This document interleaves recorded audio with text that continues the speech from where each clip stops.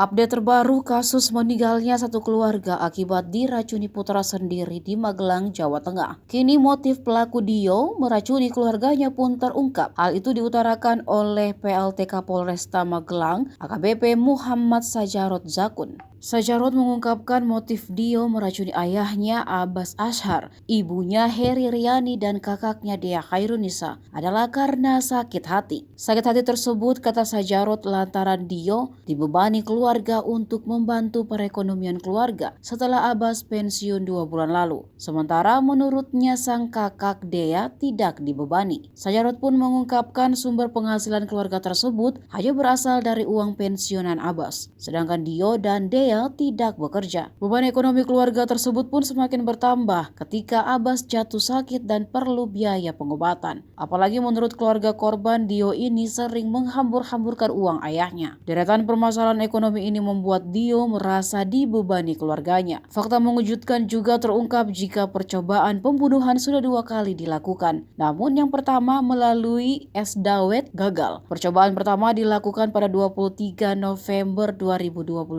lalu. Rencana Dio adalah menaruh racun arsenik ke minuman dawet yang dibelinya. Dawet tersebut pun diberikan kepada Abbas, Riani, dan Dea. Bahkan ada beberapa orang yang juga diberi dawet tersebut. Namun, kata Sajarot, lantaran kadar racun yang rendah, maka korban hanya menderita muntah-muntah. Rencana Dio untuk membunuh keluarganya kembali dilakukan pada Senin 28 November kemarin. Dio memasukkan racun sebanyak 2 sendok teh ke minuman yang diminum oleh para korban.